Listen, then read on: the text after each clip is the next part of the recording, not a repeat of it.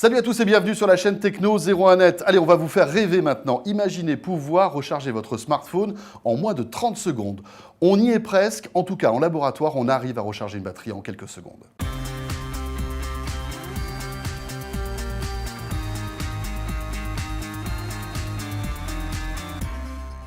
Et oui, c'est l'une des infos de la semaine qui ont fait le plus de buzz sur Internet. Cette jeune fille de 18 ans à peine, américaine, californienne, scientifique, malgré tout déjà une grosse tête, elle a mis au point un système de batterie qui vous permettra peut-être un jour de recharger votre smartphone en 20 ou 30 secondes. Bon alors pour l'instant c'est encore un peu de la science-fiction parce que là, dans ce cas précis, cette jeune fille a réussi à recharger une batterie pour alimenter une LED. Oui, donc c'est-à-dire une toute petite ampoule. Voilà, qui consomme très peu d'énergie. C'est vrai que pour un smartphone, il faut beaucoup plus d'énergie. Ouais. Mais c'est quand même pas mal. Alors elle a mis au point une technique à base de ce qu'on appelle un super condensateur. Regardez, c'est cette espèce de micro-puce que peut-être un jour on pourra faire rentrer dans un smartphone.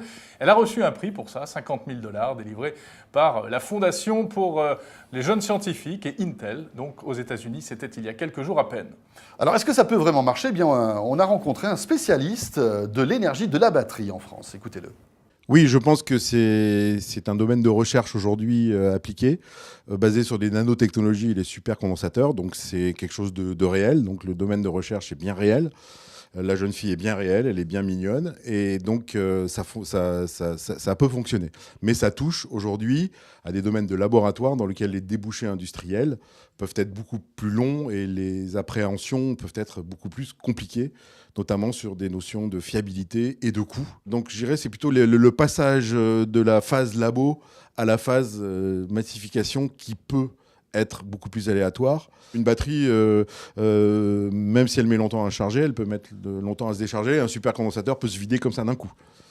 Donc là, on se retrouverait très vite à charger, mais très vite à plus rien avoir du tout. Des miracles en électronique, on en a vu, mais des miracles dans l'électrométallurgie, parce que c'est ce domaine-là, sont beaucoup plus longs.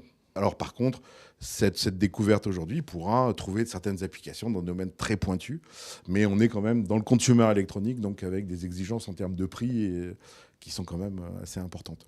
Voilà, donc on a compris apparemment une bonne idée, les nanotechnologies au service de la batterie, mais visiblement c'est quand même pas pour tout de suite. C'est pas pour tout de suite, donc eh bien, écoutez, il faut optimiser la batterie de son smartphone par exemple, et ça tombe bien, puisque sur la chaîne Techno 01net, vous avez une vidéo qui vous explique comment bidouiller un petit peu votre smartphone et économiser de précieuses minutes ou précieuses heures d'autonomie. Voilà, vidéo à voir d'urgence donc.